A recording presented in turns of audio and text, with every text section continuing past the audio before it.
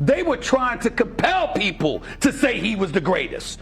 Michael Jordan didn't say that about himself. Kobe Bryant didn't say that about himself. Kareem Abdul-Jabbar didn't say that about himself. Bill Russell didn't say that about himself. Tim Duncan didn't say that about himself. Nobody said that. Nobody but him. One man built a throne so high that history itself bowed in his direction, while the other is still standing on a ladder, shouting to anyone within earshot that he deserves a seat up there too. Stephen A. Smith just dropped a truth bomb so explosive it should end this argument once and for all. Because if you're tired of the same old debates, the same recycled stats, the same endless tug-of-war between two fan bases, what you're about to hear isn't hate. It's clarity. The kind of clarity that separates legends who earned their crown from those who constantly campaign for it. Michael Jordan versus LeBron James. The debate that refuses to die, but here's the part no one wants to admit. It's not really a debate anymore. It's a recovery project.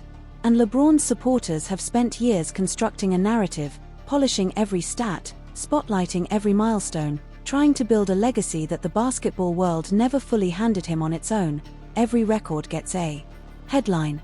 Every achievement gets a branded graphic. Every new milestone is immediately stacked against Jordan's SARS if trying to prove something that would be obvious if it were actually true.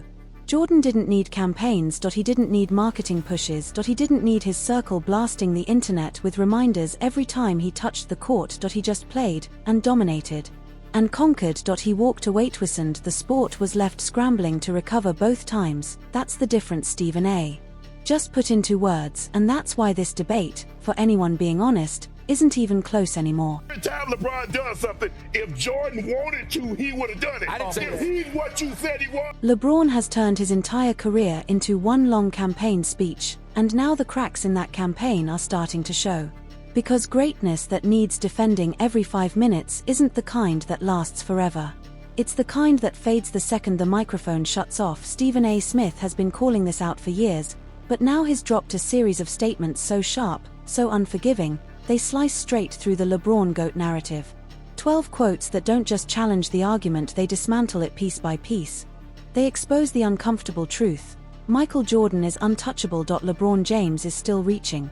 And no matter how many seasons he plays, how many stats he stacks, or how many points he scores, that gap between them isn't shrinking because it was never close to begin with. Jordan was the first 40-year-old to drop 40. That's number one. LeBron James is in his 22nd season. That was the 78th time in his career he has scored over 40 seasons. How many 40-point games did Michael Jordan have?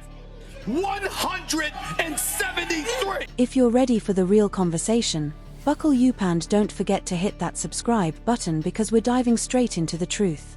The elephant in the room, the thing that separates true legends from manufactured ones, is simple. Self-proclamation. LeBron James and his circle have spent years pushing one narrative that he's the greatest of all time. Not hinting at it. Not letting others say it. Declaring it, loudly, repeatedly, relentlessly. And that alone should tell you something, because in the entire history of basketball, no other all-time great has ever done that. Not one. Michael Jordan never called himself the GOAT. Not once. He let his 6 championships talk for him, and his perfect finals record echo across generations. Kobe Bryant, someone who lived the game with an obsession bordering on madness, never crowned himself either. Kareem Abdul-Jabbar held the scoring record for nearly 40 years with 6 MVPs and 6 rings, but he never needed a campaign to validate him. Bill Russell won 11 championships. His rings handled the conversation. Tim Duncan quietly collected 5 titles and 3 finals MVPs, letting his game carve his legacy without a single boast. But LeBron? He couldn't wait.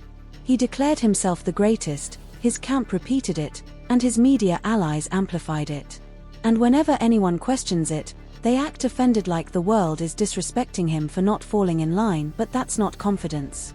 That's insecurity, because true greatness doesn't need PR teams, narratives, or talking points. It doesn't need marketing. It doesn't need protection. It's simply undeniable, unchallenged, untouched. The work speaks louder than any proclamation ever could. Think about Steph Curry, a man who didn't just dominate the game but changed it forever. Shattered records. Redefined basketball. And yet he has never once called himself the greatest shooter of all time. Everybody else says it, but Steph just keeps shooting and lets the numbers speak. Ray Allen held the record before him and never labeled himself the best either. These men understood something LeBron didn't: when you're truly the best, you don't have to say it. The world says it for you. LeBron broke that unspoken code. He looked at basketball's throne and, instead of earning universal recognition, he tried to seize it by force with words, not dominance. LeBron James, there's only one player we look at and we say definitively we think was better. And that was Michael Jordan. They were trying to compel people to say he was the greatest. Michael Jordan didn't say that about himself. Kobe Bryant didn't say that about himself. Kareem Abdul-Jabbar didn't say that about himself. Bill Russell didn't say that about himself. Tim Duncan didn't say that about himself. Nobody said that. Nobody but him. Steph Curry hasn't said that about himself. Steph Curry has never called himself the greatest shooter of all time. Ray Allen never called himself the greatest shooter of all time. Reggie Miller never called himself the greatest shooter of all time. Allen Houston never called himself the greatest shooter of all time. Nobody called themselves the greatest in anything but that man and his camp. His camp backed him every step of the way, pushing think pieces, pumping out highlight reels, and cherry-picking stats in a desperate attempt to rewrite what everyone with functioning eyes already knows: Michael Jordan is the standard. Always has been. Always will be. And no amount of self-promotion will ever change that. Anything Jordan set his mind to, he didn't spend 8 years hesitating. He didn't need to run to South Beach to learn how to win. He just dominated. Period. And when you're talking about true dominance, the numbers don't lie, especially 40-point games, the purest measure of a scorer taking over and annihilating opponents when it matters most. Michael Jordan recorded 173 games with 40 or more points, and he did it in just 15 seasons. 2 of those seasons were comeback years after retirement. 2 more were in Washington, when he was pushing 40, on bad knees, playing purely out of love for the game. That means Jordan's true era of peak dominance lasted only about 11 seasons. Now look at LeBron James in his 22nd season. He just reached his 78th career 40-point game. 78. After more than 2 decades. LeBron has had 7 extra years to catch Jordan. 7 extra seasons of minutes, possessions, and opportunities, and he's still not even halfway to Jordan's total. 7 more years, and he's still nearly 140-point games behind. That's not a GOAT race. That's a gap that never closed and never will. All I know is your man got 7 more years in the league and still chasing Jordan. He ain't 7 more years. He don't even have more rings. Been in the league long enough that I was in college. And still, he ain't catch Jordan. And still get him. LeBron has stretched his career across multiple eras, benefiting from modern training, sports science, load management, and every advantage the NBA could possibly offer. But even with all of that, he still can't match what Michael Jordan accomplished in a shorter, tougher, more unforgiving era. Jordan didn't need 2 decades to prove he was the alpha. He walked into the league and immediately began tearing it apart. 40-point nights weren't milestones for him, they were just another Tuesday. Meanwhile, every time LeBron scores 40, the internet explodes like we just witnessed a solar eclipse. When a narrative needs that much hype to stay alive, it's a sign the performances alone aren't doing the talking.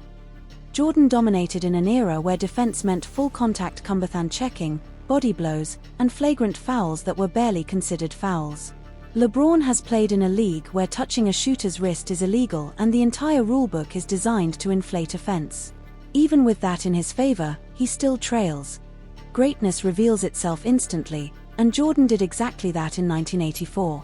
He took a struggling Chicago franchise and flipped it upside down. By year 3, he was averaging 37 a night.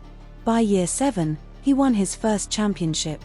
And then the dynasty began: 6 rings in 8 years, 2 three-peats, 0 finals losses. LeBron entered the NBA in 2003 with more hype than any player in history, the chosen one. But for 8 years in Cleveland, he couldn't figure it out. He made the finals once, in 2007, got swept, and looked overwhelmed on the biggest stage. After nearly a decade of trying, LeBron did something Jordan never would have done. He ran. He left Cleveland, joined forces with Wade and Bosh in Miami, and learned how to win. That's not greatness. That's tutoring. Jordan didn't leave Chicago in search of a blueprint, created one. LeBron needed a super team just to get over the hump, and even then it took 2 years to win ring number 1. The difference matters, because greatness isn't just about how you finish, it's about how you start. Jordan walked in ready. LeBron needed a decade. Jordan wasn't old when he did it, either. He was young, relentless, and on furry no excuses, no delay. He built the model. LeBron is the result of it. Jordan didn't just dominate in his prime, he defied time itself. At 40 years old, with worn-down knees and 2 separate three-peats behind him, he became the first player his age to drop 40 in an NBA game. That wasn't a record, it was a refusal. A refusal to let time dictate anything to him. LeBron fans love to hype longevity. And yes, longevity is impressive. But longevity isn't greatness. It's durability. LeBron has had cryotherapy, personal chefs, elite trainers, tailored recovery programs, every advantage that didn't exist in Jordan's era. And yet Jordan at 40 did something LeBron still hasn't matched. When Jordan returned to the league after his second retirement, he wasn't chasing anything, he already had 6 rings. He came back because he loved the game. Even in a broken-down body, he could still summon greatness on command. And here's the line Stephen A. Smith dropped that should end this debate forever: LeBron James has been in the league 7 more years than Michael Jordan, and is still chasing the crown. Think about that. With all that extra time, all those extra games, modern science, modern rules, and stacked rosters, LeBron still hasn't caught Jordan. Not in dominance. Not in finals success. Not in cultural impact. Longevity should be the cherry on top, not the entire argument. Jordan conquered the NBA in about 11 dominant years. 6 championships. 6 finals MVPs, 0 losses. And he turned basketball into a global religion. LeBron has had nearly twice the time to do what Jordan did, and he still hasn't closed the gap. If you truly were the greatest, you wouldn't need double the years to prove it. LeBron has had Hall of Fame teammates everywhere he's gone: Miami's Big Three, Kyrie and Love in Cleveland, Anthony Davis in LA. Jordan stayed in Chicago, built with the same core, elevated Pippen into a Hall of Famer, and dominated without shortcuts. Even with more help, LeBron still trails, and Stephen A. dropped another line that cuts to the bone. Everybody already recognizes LeBron as one of the top 3 players of all time. What more do you want? A diaper and a bib? Exactly. Respect. LeBron has that. Praise. He gets tons of it. But his fans want the crown, and they want it handed to him. Every time LeBron breaks a record, his camp floods social media demanding that the world acknowledge him as the GOAT. That's not greatness. That's marketing. Jordan never needed a campaign. His fans never had to beg for recognition. The respect was automatic because the work was undeniable. Magic never declared himself the greatest point guard. Bird never screamed about being the best. Kareem never said he was the GOAT despite having the most unstoppable shot ever. Bill Russell never paraded his 11 rings. Kobe never crowned himself above Jordan. There was a code among legends: you don't declare yourself the best. The world does it for you. LeBron broke the code, and his camp turned his legacy into a PR machine, pushing harder every year as the truth becomes harder to ignore. Because here's the uncomfortable reality: when the truly great never had to say they were great, and the one chasing them can't stop saying if truth is obvious. Jordan's greatness became mythology because it was built on moments, dominance, and perfection. LeBron's has been crafted like a documentary being edited in real time. Jordan let history write his story. LeBron is trying to write his himself. LeBron James is an all-time legend, top 3 without question. But the throne, that belongs to Jordan. Always has, always will do. So the next time someone tries to tell you LeBron is the GOAT, remember Stephen A.'s words: he had 7 more years, every advantage, every opportunity, and he still couldn't catch him. What do you think? Is this debate finally over?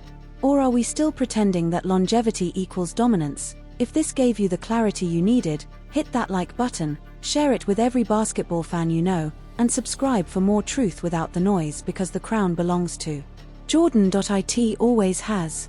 It always will.